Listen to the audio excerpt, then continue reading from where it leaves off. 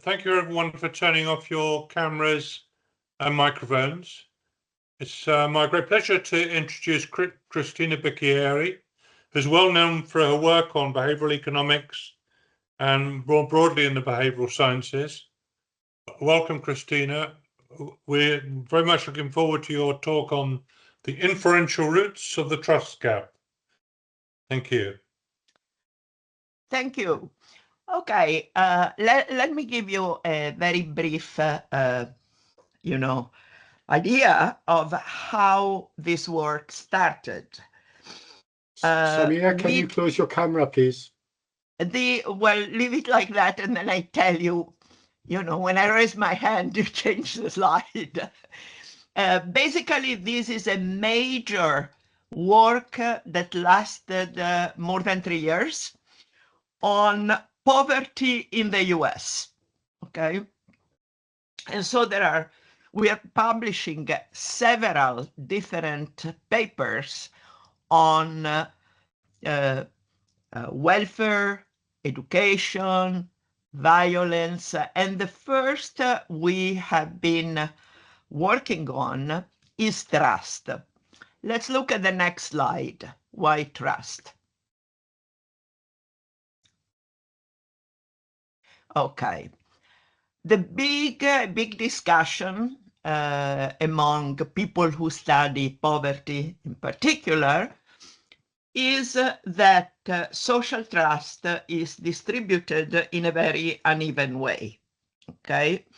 So what we see, and what I show here is from the Pew Research Center, is very interesting because there seems to be a huge trust gap, okay, between more well-to-do versus poor people, and also racially important, we see that Black and Hispanic population trust less.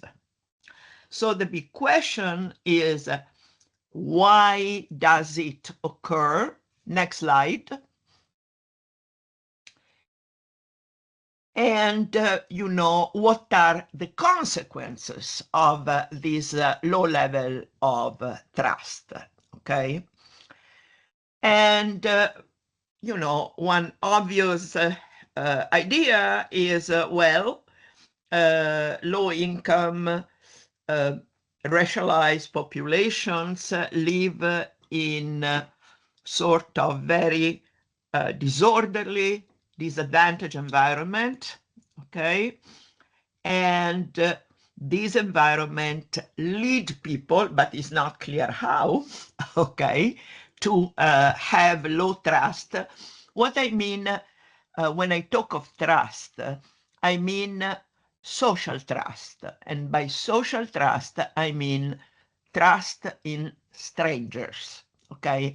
Not in my daughter or my mother or my brother, but mostly trust in strangers. Very, very important, okay? And what is argued about is that this lack of trust basically leads to what they call a poverty trap, in the sense that people, don't have a high sense of their future, okay? They care less, in some sense, about their future and what will happen to them in the future. They stay within very close, we say, homophilic networks. They don't get out of that networks, and so on and so forth. And this leads to a sort of reproduction, if you will, of a state of poverty, okay? There is no collective action, continuous exposure to disorder, etc., etc. So there is a circle.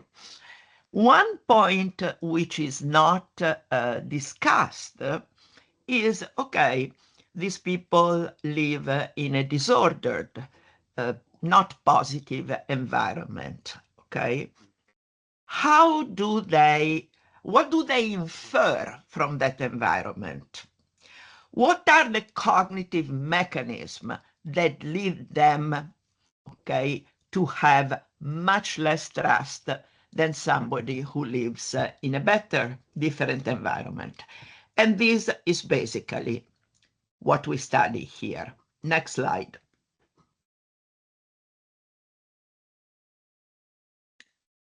Okay. Now, again, the question that typically is asked when people study why poor people trust less, okay? They do surveys, they ask questions about trust, especially trust in strangers, and they say, on average, in fact, there is little trust, okay? What we study here, as I repeat, is the cognitive mechanism, okay, that lies behind this average. So how do people convert signals from the environment, a disordered, a poor environment, that, you know, there are signals from this environment. How do you convert this signal into trusting or not trusting behavior? Next slide. Now, when we talk of trust, I want to clarify one thing.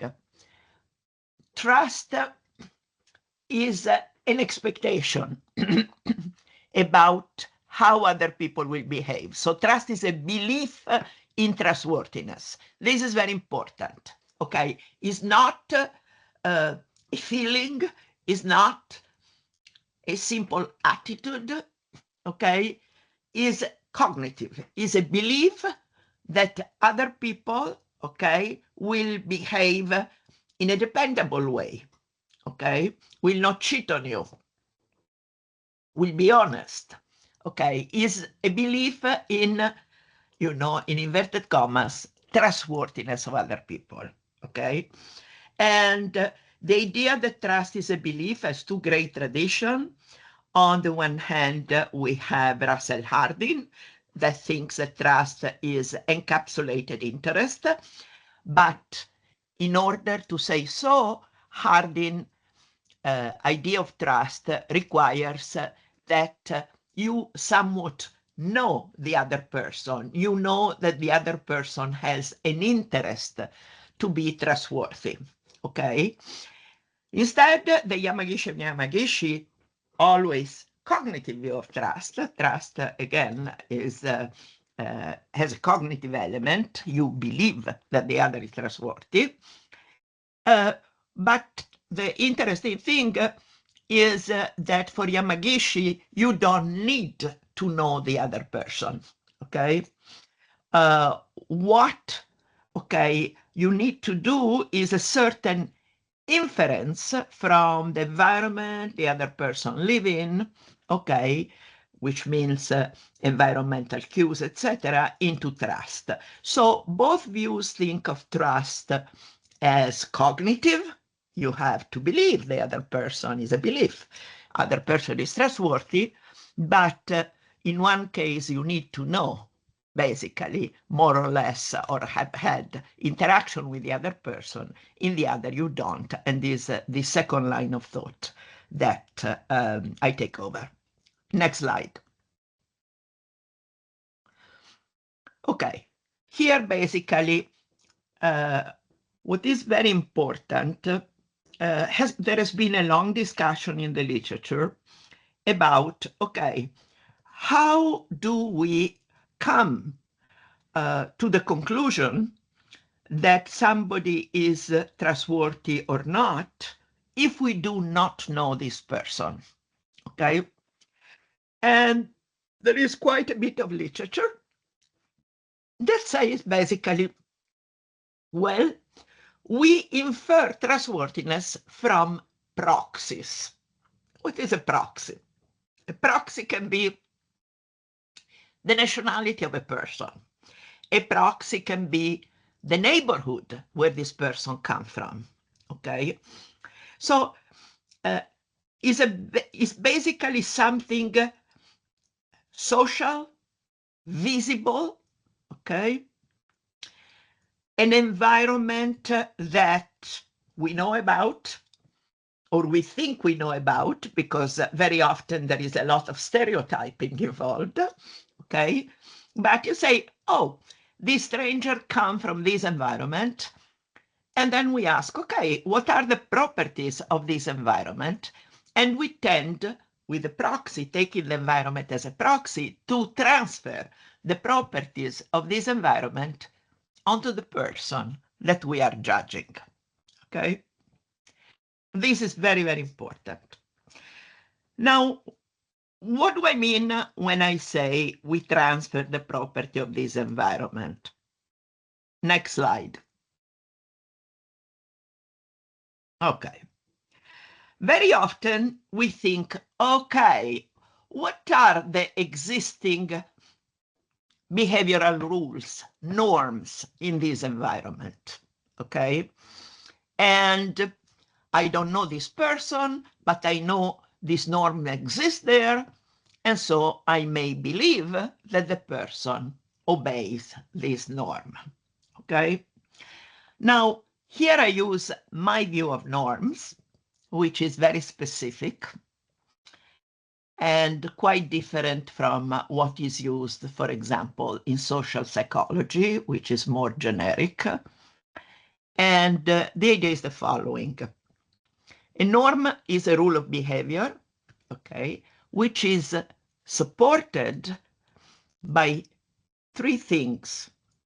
On the one hand, empirical expectation. People believe that most people behave in a particular way, okay? The second is normative expectation. People believe that most people approve of that behavior, okay? And the third, which is crucial to my view of norm, is conditionality. What do I mean? Conditionality means that this expectation influence behavior. That behavior is in fact caused, okay, by the existence of such expectations. And this is a very important thing we have to check, because you and I may have very similar social expectation, empirical, normative, but I may act on them, you may not. And so for a norm to exist, we need a sufficient part of the population acting on these expectations, okay? Now, when we do a survey, and we always do surveys, we ask people about their behavior. We ask people about their empirical expectation, okay? Think of littering. We analyze littering, which is very consequential, by the way. And so I ask a group of people, you know, of, let's say, 10 people you know that are close to you, how many litter? And of such people close to you, how many approve of littering? And then I ask, do you litter often? And let's say the person say, yes, I litter. Now I have a correlation between these people, and suppose that this happened to many people I interview. So this shows that there is a correlation between their expectation, the social expectation, and the behavior. But the correlation is not causation. And so what we need to do, especially in field work, is show people vignettes, and I will show what I do. And basically the vignette, and for the moment, I don't tell you exactly what you do, but the vignette presents with an hypothetical character similar to you that, you know, finds himself or herself in a situation where, let's say, many people litter and many people approve. And I ask you, okay, what will this character do? Okay, and go another slide, please. Okay, another slide. New slide. Okay, these slides are telling you what I am just telling you. that the conditionality of expectations, over expectation is crucial to have a norm. And if we want the norm to be a proxy, we must show that expectations, okay, that my behavior is conditional on expectation. Because if it is not, there is no norm, and we cannot use a norm as a proxy for saying, oh, in that environment, there are really bad norms. I believe people will not trust strangers. We cannot say that. We have first to prove that there are such norms. So let's go on. Okay, this is very important to understand. As I told you before, okay, in order to judge that a stranger is trustworthy or not, you know, we don't know these people, so we look at their environment. We look at proxies. Social norms, if we look at the environment, we look at the norms that exist in that environment. Social norms are proxies, okay? The important thing for a norm to be a proxy, it must be true that these social expectations that are part of the norm actually cause behavior. Because if not, all my argument collapses, okay? So suppose people have expectations of littering, empirical, so people litter a lot. They have expectations, normative expectation about littering, and they think that people tolerate or even approve of littering, okay? And so people will believe that people in that environment will litter, okay? Now, what I want to show is that in a bad environment, and also in a good environment, of course, once you infer what people commonly do in this environment, this inference has spillover, okay? And is spillover to trust. And I show that with this work. And, you know, when you look at work on trust proxies, okay, they don't analyze exactly in the cognitive mechanism I am analyzing. They are a little bit rougher, but basically what they want to say is that your opinion about what people, you know, will do in this environment will spill over to their trustworthiness. And what I show here, I demonstrate that it does, okay, with an experiment. The important thing that also I show is that this spillover, this conditionality is attenuated for poor people, and even so, more so for Black people. Let's go on. Okay, so what I do, I present people with the vignette, okay, the 2x2 factorial vignette, where we cross empirical expectation and normative expectation. So each person receives only one cell of one vignette. And I have three behavior. One is stealing. The other is using violence in response to offense. The third is littering. Why did we choose these behavioral domains? Because these are domains very common in poor neighborhood. Okay, very, very common. Especially littering, especially in urban areas, when you go in very poor neighborhood, is full of littering. Stealing may be more common, and using violence in response to offense is also common in more poorer neighborhood. So we use three behavioral domains. Now, each vignette, looks at one domain, okay? So for example, let's look at littering, okay? And we use 4 possible combination of expectation. One is few engage in littering and few approve of littering, few many, many few versus many many, okay? Each respondent sees only one behavioral domain. So if you are my subject, you could get either stealing or using violence or littering, only one. And you will get only one cell. Okay, let's go to the next slide. Now, to say that, you may say, oh my God, you need a lot of people. Yes, I do. We use the NORC Amerispeak panel, and we had 6,118 total respondents.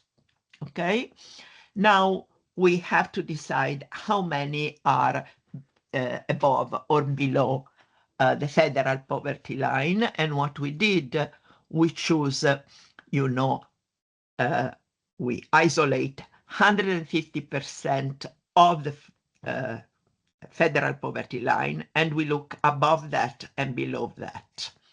And almost 3,000 are below 150% of FPL, okay? It's a probability sample, so every household in the US has a known chance of selection. And we use weights because there are some unrepresented group that, we need to upweight to match with the population. Next slide. Okay. So each respondent saw one of the behavior, okay? So it could be littering or stealing or violence in response to offense, and receive this sentence. Imagine a person who's similar to you in age, income, gender, race. This person moved into a new community, and then you read only one of these cells, for example. And in this community, few people throw trash on the ground and few think it is okay too. So it's a few. It's a very good environment. Or you could get a very bad environment. And in the environment, many people throw trash and many think it's okay too. And then we have 2 intermediate situations. Now, it is very important to say that this person moved to a new community, okay, because this will prevent the responder to project their own environment onto the target person, okay? So this is very important. The environment is new, somebody is very similar to you, and somebody is exposed, okay, to this behavior, okay, and to this approval or disapproval of the positive or negative behavior. Let's go on. New slide. Okay. Across all 3 behavior, the structure is the same. Violence, stealing, littering, the question is the same. Please remember that each subject in the 6,000 plus number of subjects receive only one behavior. It could be stealing or violence or littering, and only one cell of the 2x2 vignette, so of the 4 cell. Again, new slide. Okay.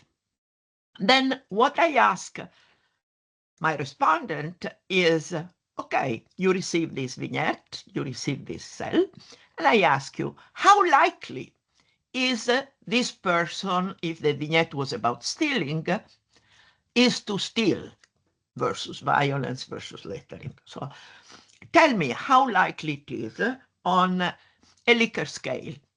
Very unlikely, unlikely, very likely, likely, very likely, okay?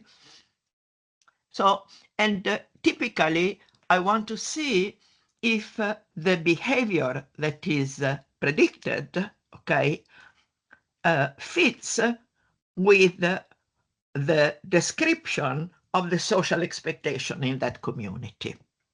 And I can tell you it does, okay? Now I ask a second question. Okay, you tell me that John, who's very similar to you in income, race, and blah, blah, blah, let's say will steal. And then I ask you for trust relevant judgment. Would John lend their phone to a stranger in the street who asks for his phone to make a call? Answer. Would John expect a lost wallet with cash and the address of the owner to be returned? Would John expect the return of a favor from a member of that community? Would John expect truthful information from a mechanic to which he gave its car for repair in that community? Okay. Now, the four items, the phone, the wallet, the favor, the mechanic, move together as four indicators of an underlying trust disposition. Okay. And we combine them, cluster them into one composite measure using principal component analysis. Let's go on. Okay, so this shows you, suppose I give you, you are my subject, the violence vignette. Now, you will look only one of the four social expectation. You can be seen empirically normative low, empirical high normative low, one of them. Then I will ask you how likely is this person that very similar to you to use violence to handle conflicts. What I realize when people answer this question, which is very important, is whether behavior they attribute, behavior that is conditional on social expectation. This is important because, as I told you, in my theory of norm, conditionality of behavior on social expectation is what makes a social norm a norm. If there is no conditionality, we can have all the social expectation we want. We don't have a social norm, okay?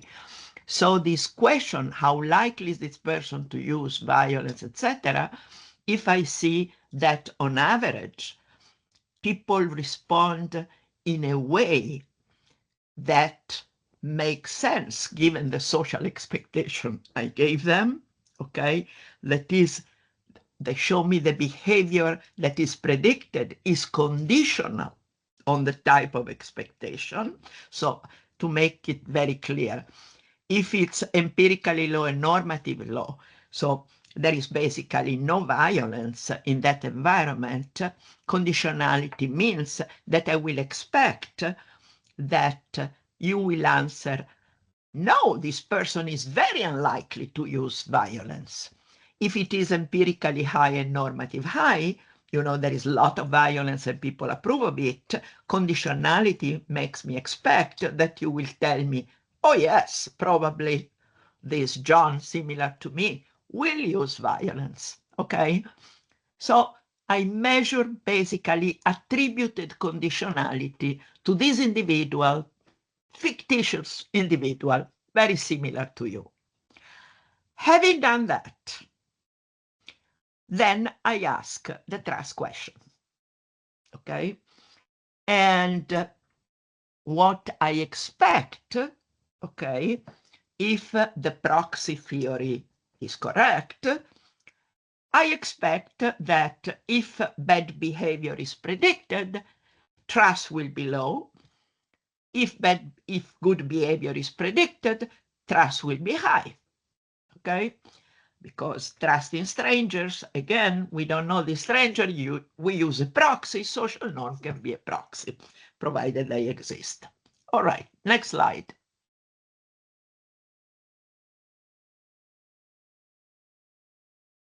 Okay.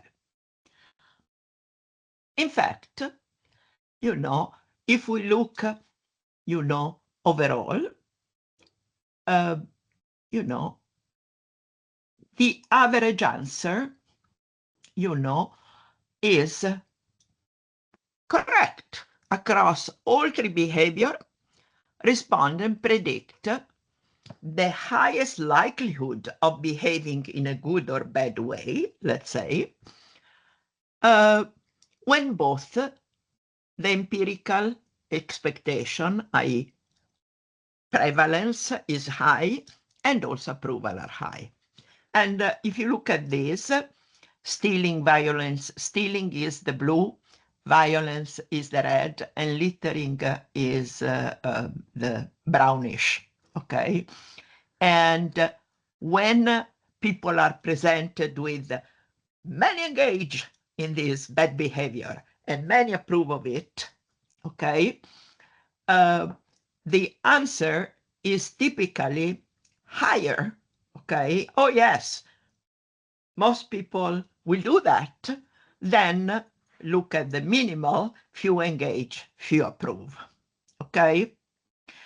So hearing that many people do it raises the prediction, and even hearing, oh, many people also approve, raises even more, okay? So what we see from this data is that respondents, okay, my subjects, attribute to the target, to this person similar to them in the new environment, etc., expectation conditional behavior, okay? So we can say that, they think a norm exists and these people will follow the norm. Go on. All right. Now let's look at the trust judgment, okay? And after hearing about this community and deciding that the person similar to them will behave, in a good way if the community is good, in a bad way if the community is bad, we ask them to provide the trust judgment of this person similar to them, okay? All right, we have combined these 4 trust judgment in a unique score, okay? And we report the score in standard deviation units. Okay, now the reference here is the best possible world, a community where few people break the rule and few people approve of breaking it. And this design show you how much trust declines, okay? The bar here shows how much lower the trust score is. And you can see the first and the last bar, the first blue bar and the last is a red bar. In both cases, okay, we have many do it. And the second is few approve, many approve. And they are very similar. What does it mean? That the prevalence of a bad behavior, because many do it is the bad behavior, okay? The prevalence of a bad behavior is very important in lowering trust, okay? The fact that few or many approve it, yes, matter. When many also approve, trust goes down even more. But the minus 0.33 versus minus 0.36 is not an enormous difference. The great difference is a situation where very few people behave badly, but many approve, which is the off diagonal in the vignette. And here you see that the fact that people approve of bad behavior doesn't matter that much. Yes, trust declines, but not that much. Why? Because what matters apparently to people is the actual behavior. If people behave badly, trust declines. If people behave well, but think that it's okay to behave badly, trust declines, but not so much. Okay? So what we see here is that the cues about behavior shape the trust judgment. And this is the spillover effect from norms to trust. Next slide. Okay. One thing we wanted to look at, if you remember, a lot of studies, I was telling at the beginning, tell us that poor people trust less. Okay. Well, let's look at that. Okay. So each bar, you know, the blue, the red, etc., tell us how much trust dropped, okay, below the reference. What is the reference? The reference is a good community, okay, a community where nobody breaks the rule, okay, and nobody approves of breaking the rule. So if you have littering, you know, the reference is a community where, you know, almost nobody litter and nobody approves of littering. So that's the reference, okay? And then we look at three alternatives. Let's think of littering, but we're looking at all of them together. Many do it, few approve, so many litter, few approve. Few litter, many approve. Many litter, many approve. And what you see here, okay, look at delta. Delta is the gap between the two bars in a row. So delta 0.25 is the gap between minus 0.45 and minus 0.20, which is huge. What does it mean? The blue is the above poverty people. The red is people in poverty. So when many people behave badly, and we see this result both with littering, stealing, and violence, okay, richer people show a much greater decline in trust than poorer people, okay? Look at the many, few, and the many, many, okay? It's very interesting. And in both cases, we see that richer people, you know, decline in trust is significantly larger than the decline in trust in poorer people. They are much more sensitive, I would say, okay, about, you know, the prevalence of bad behavior. It has a huge effect on trust, less so in poor people. When you look at the middle, few do it, many approve, so few people misbehave, but there is a lot of approval. This doesn't matter to either poor or non-poor subjects, okay? So basically, in the middle, the delta is 0.03, is not statistically distinguishable from 0.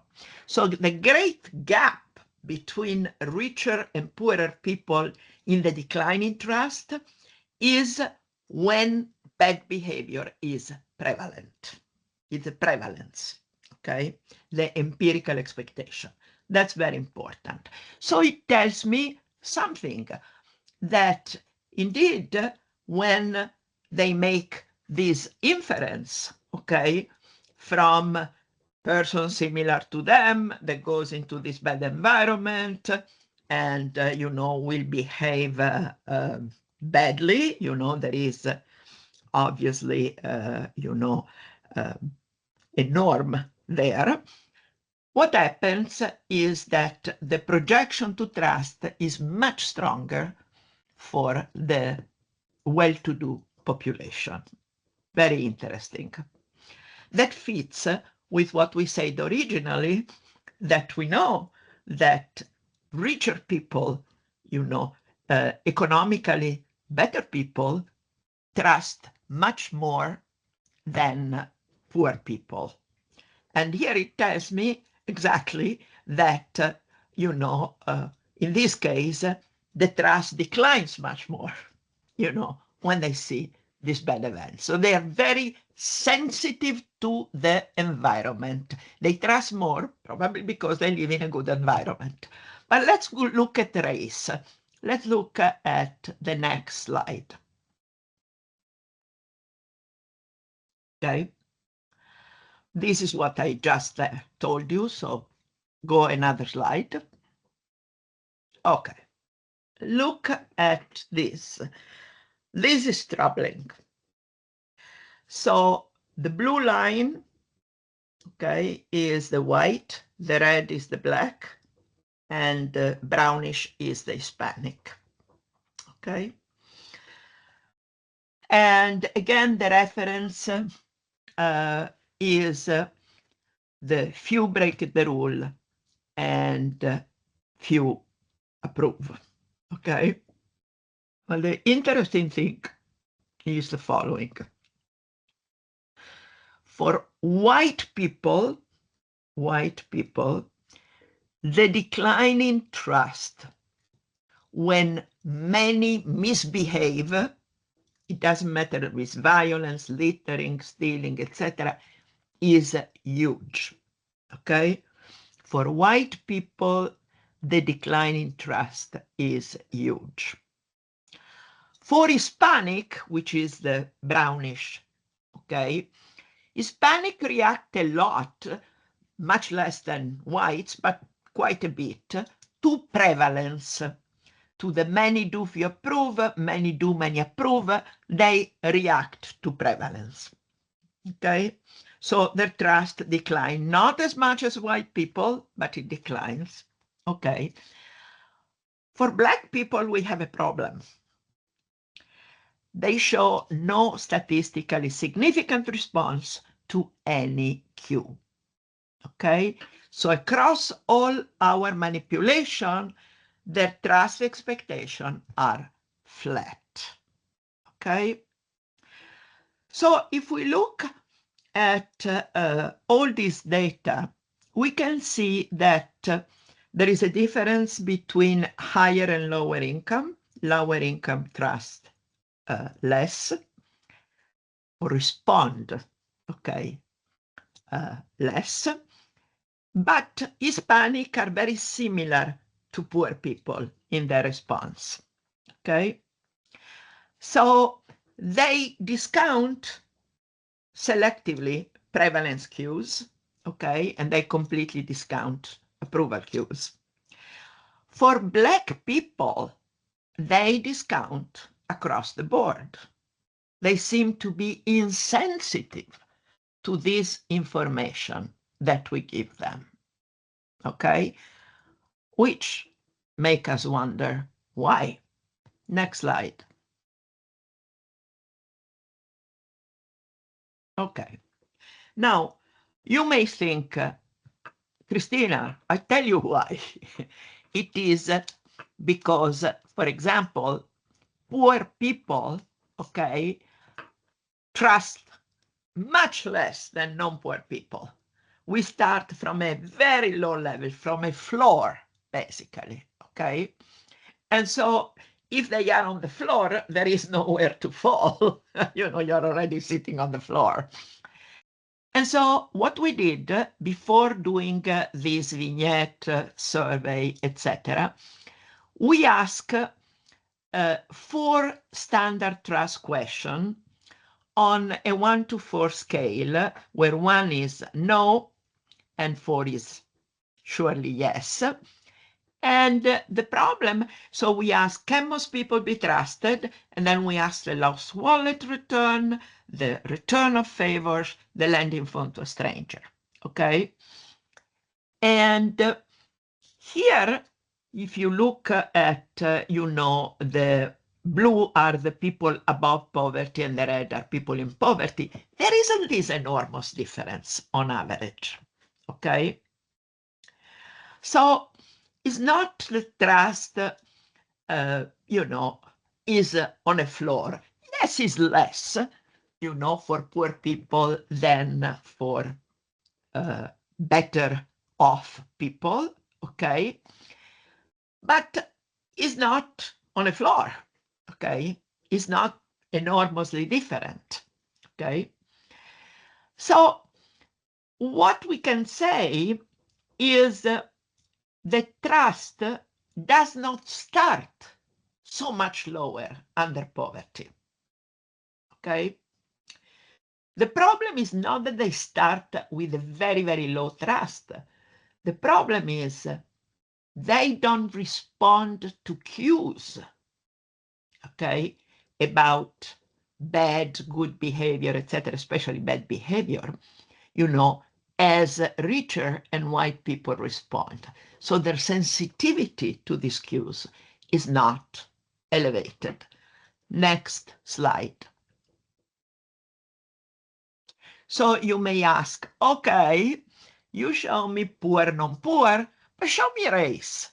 Is it true that maybe Black people start from a much lower position as trust goes? And so these are still the 4 initial questions we ask, and now we differentiate Black versus Hispanic versus white. This is before any vignette, etc. And the answers show that there are very small differences across group, okay? And these differences are much smaller than the difference we have seen in their response to the vignette, okay? So the baseline is not that different, but the responsiveness to the vignette is very different, okay? So our answer is not that, oh, they respond so badly because they start with very low trust. They respond so badly because their inference is different from the inference that white and richer people make. Let's go on. Okay. So there are 3 possible answers to the question why poorer Hispanic and extremely Black people, okay, don't seem to respond, okay, to the vignette in a strong way and in the way in which richer and white people do. One explanation we ruled out with the previous slides, there is a floor effect, okay? So you say, these people are disadvantaged, are poor, racialized, they are at the bottom, they are already at the floor, they cannot fall lower than that. False, not true, okay? The trust level are not that low to start with, okay? The second is we see that in Hispanic and poor people, okay, they weight the prevalence Q, but not as much as white or richer people. What does it mean? It means then when they see, they are told that most people, let's say, litter, most people use violence, or most people steal, okay, their trust is lower, but not as responsive, not as lower than the trust of white or richer people, okay? So the inferential rule, the proxy, is working, but these aggregate results to the individual passage, this inference is discounted, okay? And this fits Hispanics and poor, okay? More weakly Hispanic, but it does. But then we have Black people, okay? And it looks as if their inference to trust is flat, okay? The vignette content, okay, the description of this person, similar to them, in an unfamiliar community that observed, let's say, bad behavior, etc. Their trust doesn't move significantly, okay? From bad to good behavior, from bad behavior with approval, bad behavior with disapproval, they don't seem to care much, okay? Even when there is many approve of stealing, the response, the trust response is basically quite insignificant. And this is a very important result. Why? Because when we enact policies to increase trust in these communities, we have to understand why trust is low. What make them trust less, obviously strangers. Okay, let's go on. Okay.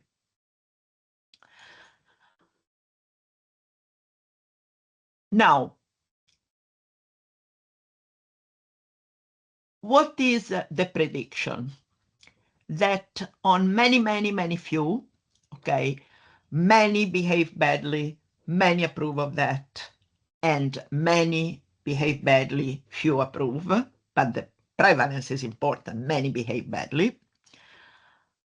Trust should drop, but the drop should be significantly smaller for groups that give prevalence, so the many do behave badly, less weight, okay? And on the few many, no group difference is expected, okay? Now, what we found, this prediction matches the prediction for poor and Hispanic.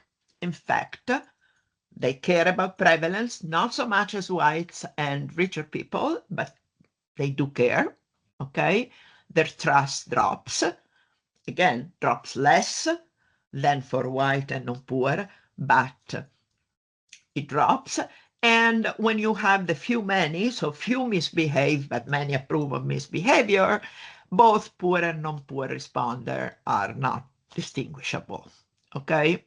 So if prevalence matters, when prevalence matters, okay, we see that the response of poor and Hispanic, okay, it still matters, but matters less than when it matters for white people and richer people, okay? Next slide. And here we have the big problem. We see that for Black people, across all three behaviors, okay, violence, littering, and stealing, okay, their trust is not sensitive to these cues, okay, including the worst possible situation where we say many people, let's say, steal and many approve of stealing. Their trust decline is not significantly different from the trust decline with, the many, few, many, etc., statistically, okay?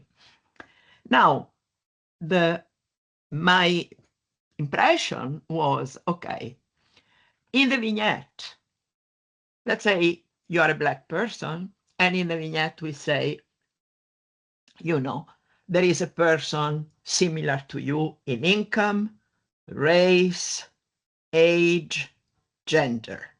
So it's another Black person. And this person goes in a community where, and we say many or few still, etc., etc. Now, my idea was, well, Blacks are a minority in the population, and a Black person may think, the majority of these people are white, and I really don't care. Okay. So it might have been an identitarian reaction to that. So we did a wave 2 in this study, in which basically we look at Black, white, white, black, black, black, white, white. And unfortunately, even in wave 2, Black respondent did not distinguish between, John, who's like you, etc., etc., is in a Black community, the new community is Black versus the new community is white. They have the same muted reaction, okay? They don't move, trust depending on the cues, okay? So we rule out identity projection, okay? And I say what remains is a broader cognitive stance, that is, a brief description of an unfamiliar community is not treated an input for individual level judgment, regardless of the community. So this sort of cognitive step is not present in the Black community, okay? And this is very interesting. So community level prediction are very different and don't match individual level prediction. Let's go on. Now, what I want here to say, to remind you, is that the studies that we have about population, richer, poorer, racially different, etc., show, they say, oh, Black people trust less. Oh, poor people trust less. Is the first slide I show you. The problem is when we look more carefully about, trust in strangers, etc., yes, it's true. Black people trust on average less, but there is no floor, okay? It's not that, they can move from there. And what differs really across group is not where trust starts, but how much trust moves given certain information about the environment. So when we give a proxy, trust in stranger, you don't know them, you don't have experience with them, etc. So you use proxies, and proxies are typically environmental proxies. Oh, where do they live? What happens in their environments? Are there norms, etc.? You use typically norms as a proxy. And white people do that. Richer people do that. Hispanics and poor people do that less. Prevalence of a certain behavior will matter, not as much as with white and non-poor. For Blacks is flat. Go on. What does it mean for policies? This I want, again, to give you a clear idea of what's happening. The conventional account of the trust gap between rich and poor, white and Black, or white, Hispanic, and Black, is that poorer people or racialized disadvantaged people, okay, have a different attitude, okay? Have a stable orientation, okay? So the intervention would be on the level of trust itself. We have to make them more trusting. What do we do? Our account is different. Trusting is not a disposition, okay? It's not, let's say, a stable disposition, okay? What we show is that people who are at a disadvantage, racially, economically, differ in how they turn community level information, the information about an environment, into individual level trust judgment. Should I trust these people or not? Should I trust this stranger or not? Okay. Now, for some groups, poor, Hispanic, the prevalence skew is important, but they weighted less. Okay. For other, in particular Blacks, the community description, okay, the description of the environment is weighted much less. Okay. So what I want to show with this study is the trust gap, okay, is due to very different patterns and very different, if you want to say it in this way, cognitive molds, okay? What people infer from the same evidence may differ.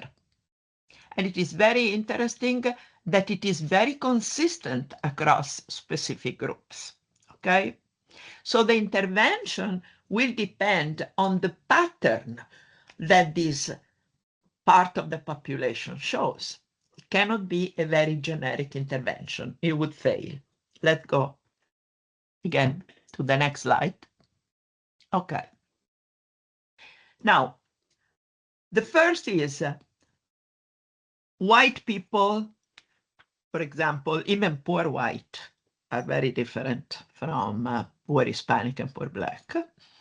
So they treat the community description as diagnostic, okay? So trust declines or increases depending how good is the community, right? And therefore, okay, a policy with this community is, basically showing, communicating that there is cooperative behavior in this community and the rate is quite high, pointing to good phenomena within this community, okay? So pointing to reference group that are very pro-social, very cooperative, okay? Publish compliance rates and unpublished violation rates, etc. So for people that are very sensitive to that, the message has to be very positive, has to focus on the good things. Even if there aren't that many, focus on them and the people will respond, okay? Next slide. Now, poorer, Hispanic, tend to treat different mechanisms, are sensitive, but tend to treat, this information from the environment and less diagnostic, okay? Now, what we see is for Black respondent in particular, okay? So for the poor and Hispanic, maybe the previous slides also is important. Prevalence is important, so we have to show them that, there is some good behavior and there is maybe a lot of good behavior that they cannot see. Now, for Black people is a different story because the respondent don't treat the community level description, the description of this environment as diagnostic of anything, okay? So to tell them, oh, most people do this, most people do that, it wouldn't matter at all. And so what should we tell them? And I think the most important thing, that would move trust is something that these people can directly observe, okay? This would change the situation more strongly. And here I give you some example.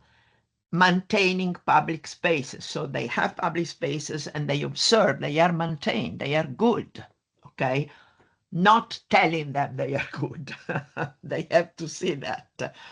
Buses that arrive when the schedule says, complaints to an agency that get acted on, police that respond when called. So these are all things, are positive things that people can observe very much directly. And they would produce new beliefs, okay, that avoid, a policy, nudge, a claim that they cannot observe directly, okay? So what I say here is observation first, communication second. So for people that discount, okay, this community level description as diagnostic of behavior and therefore of trust, show them that their environment is changing observationally. Next slide. Okay. So this slide is called closing the loop. What does it mean? It means that what we have done is showing that trust in strangers, because that's the important trust, that lack of it leads to the poverty trap, etc., operates through how people, okay, get and convert information about environment into judgment about strangers, okay? It's very important. You have information about an environment, and do you convert this information into judgment about how people behave and whether people will be trustworthy or not, okay? And what we show here is that the trust gap is much more complex than initially thought, okay? So that there is a difference certainly between white and non-white, between poor and non-poor, and between blacks, Hispanic, and white. There is a difference, okay? So this trust gap is not a unique phenomenon, okay? At least we have identified two. One is, some groups, okay, give less weight to an important cue, which is the prevalence of a certain behavior. It still matters, but they give it less weight.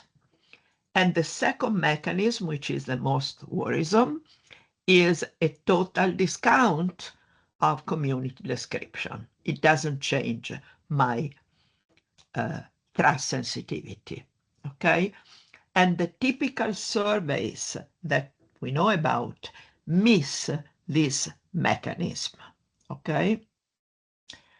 Now, the important thing, the sequence we have discussed, the measurement, okay?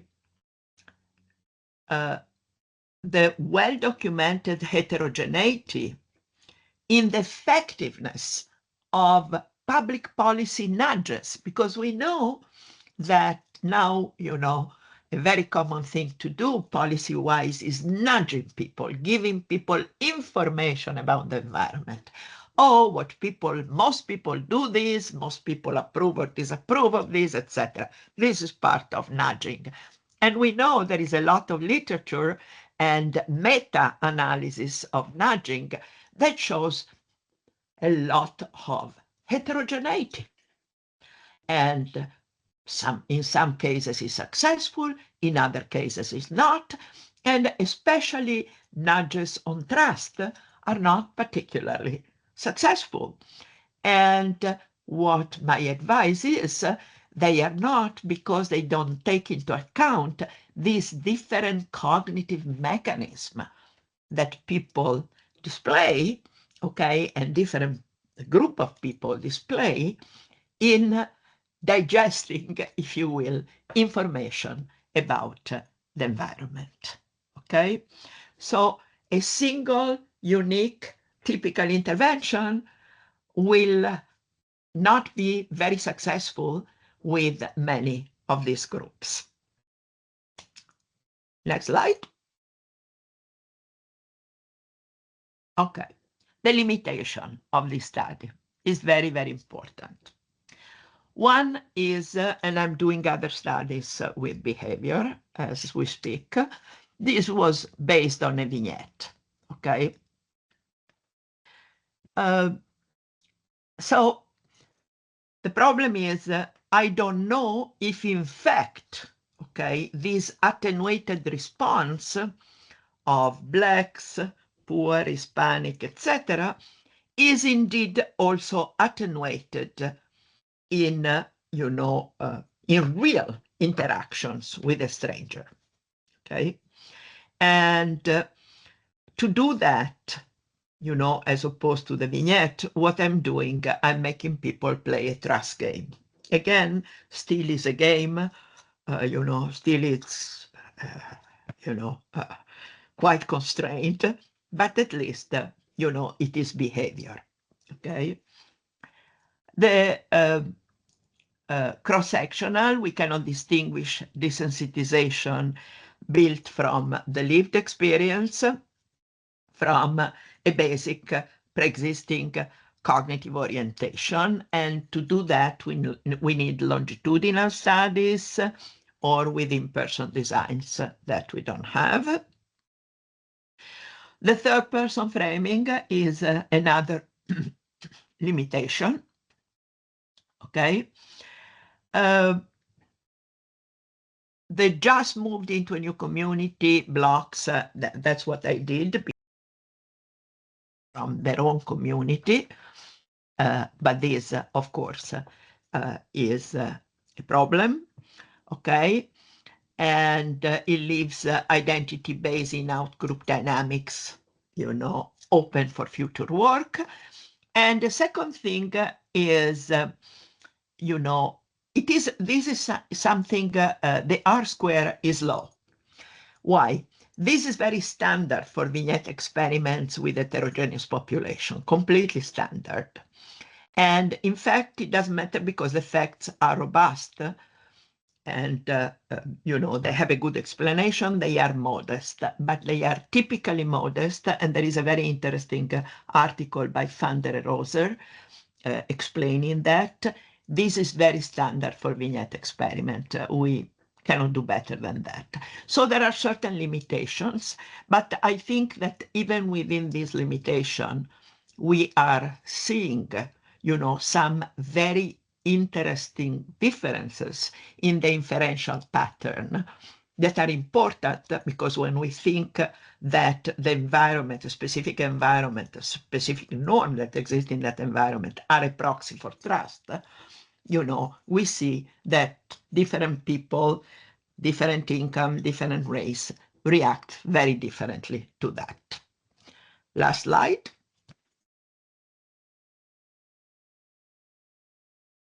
Okay. And this is a final slide. Basically, what I want to say, my conclusion, is the trust gap is not a difference in how much people trust, but a difference in how people turn social information into trust. I hope I was successful in explaining that. I can conclude here. Thank you.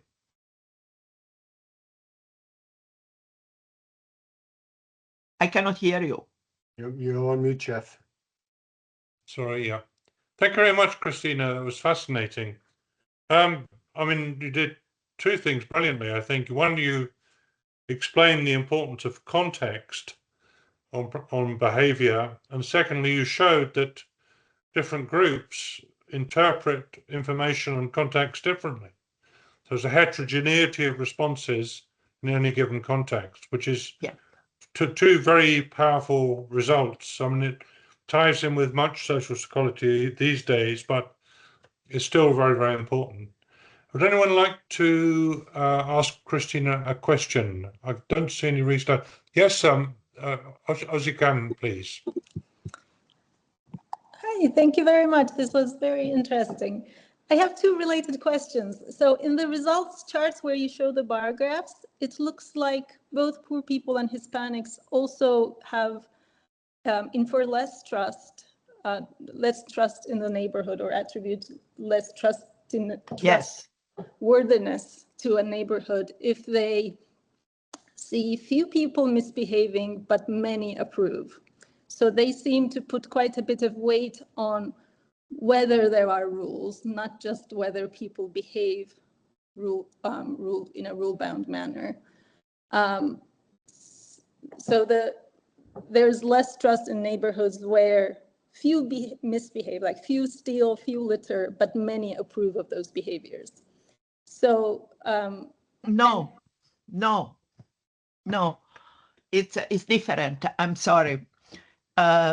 They really discount, but also white people discount the situation where there is no prevalence, okay, but approval. Yes. Okay, trust doesn't decline that much. But it declines a little bit anyway. So it declines a little bit, but yes, you know, is not very significant. Let's put it this way. But compared to white people, they seem to put more weight on what the general feeling is towards that behavior, whether it is approved, regardless of how people behave. So this ties into my second question. You did not manipulate enforcement. No. So I was wondering what you would expect. What do you think? I was thinking that it might diverge a little bit from approval if you had enforcement behaviors also. Anecdotally, for instance, I've observed some people in some neighborhoods, I'm Turkish, in some Turkish families, people would tell their kids, don't misbehave. If you misbehave, I'll tell your father, who might spank you, or I'll tell the police. So enforcement, they're not asking their kids to internalize behaviors or to behave according to what is approved, but what will be enforced. So let's say you said, in this neighborhood, there's also a police patrol that patrols the streets once in a while, or there's a police station in the neighborhood. Would you have expected differential expectations across race or income? Thank you. Yes, of course, it would change. But would you not consider that trust or normative behavior? Yeah, but what I care about, and really we have to be clear on that. What I really care about is the norm that exists in a community, okay? So what people do, you know, what people expect each other to do, because norm is expectations, you know, what we believe is prevalent, and also what we believe is accepted or unaccepted. So when I say, oh, a behavior is prevalent but not accepted, or is not prevalent, which is your example, but is not prevalent, bad behavior, remember, but is accepted, okay? What looks, you know, if I compare with the other bad behaviors, accepted or unaccepted, in the other two cases, the bad behavior is prevalent. In this case, no, there is very little. Oh, but it is accepted. It counts much less, much less. And it looks as if, in this case, there is really no norm. Because in a norm, the normative and empirical go together. So there may be a very bad norm when most people steal and people think it's okay to steal. They're just stealing norm if they act on that. Or it could be no, people steal and steal is not accepted. And that again, this is a good norm. You can have good and bad norms, but in a norm, which is crucial in my theory of norm, the empirical and the normative go together and they influence behavior, the conditionality. This is what I wanted to show here, that basically if a norm has to serve as a proxy to judge, well, other people living there trustworthy or not, okay, people have to see that there is a norm. They have to make this inference from the expectations to behavior, first of all, and then from behavior to trustworthiness. This is what I show is happening more for certain classes of people or not. When you tell me about the enforcement, that's a different story, okay? Because then I would have to say, you know, let's say there is a norm of bad behavior, but, you know, the police is there to kill them if they do that. It's a very different story.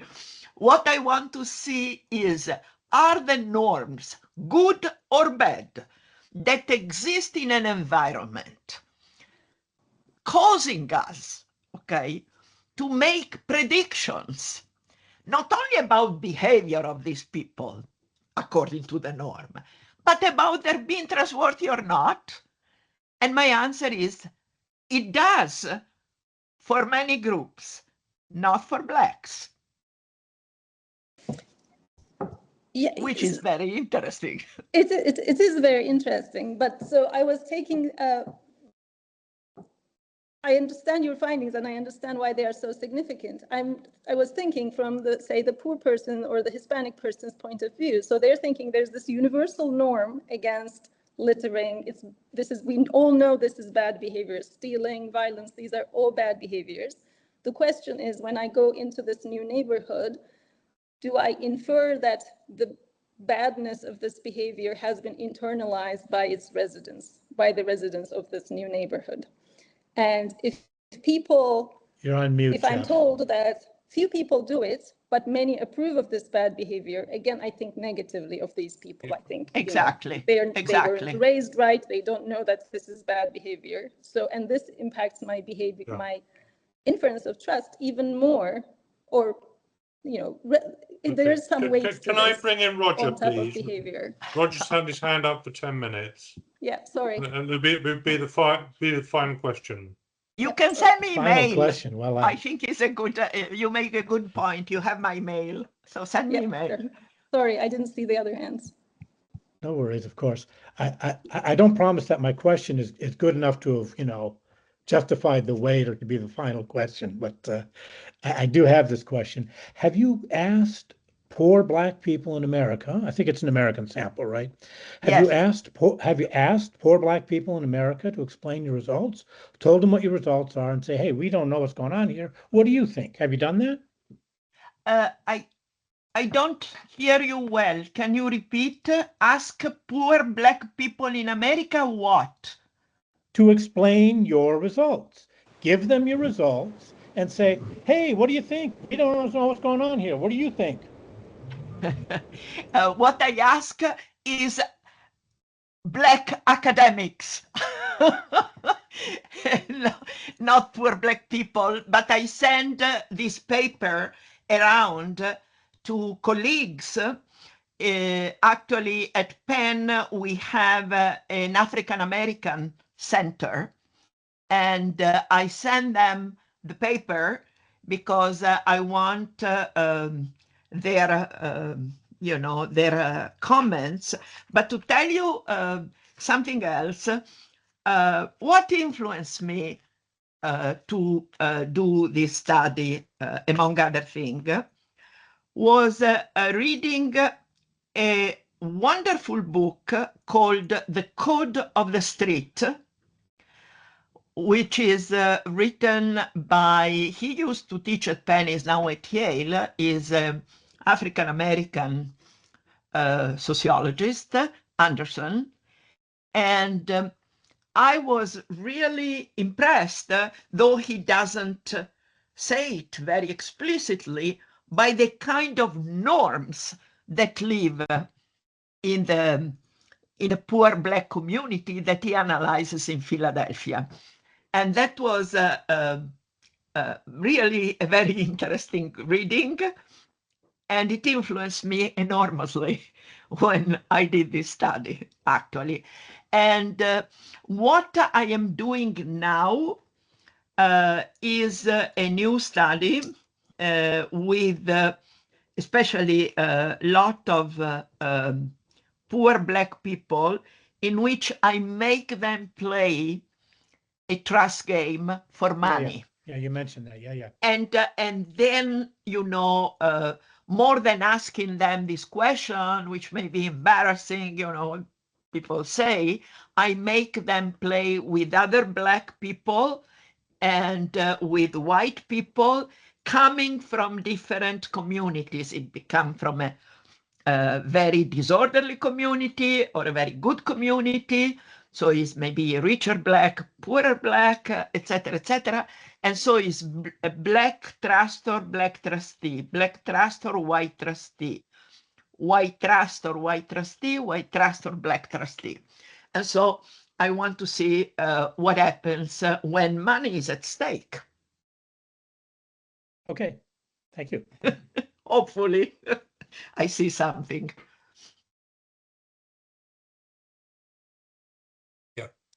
Yeah, thanks, Cristina. It's a fantastic talk. Really interesting research. Obviously, lots of potential for further research and also for policy development. Yes. So on behalf of everyone here, I think warm thanks for engaging us with this material. It really is fascinating and has enormous implications. Thank you very much indeed.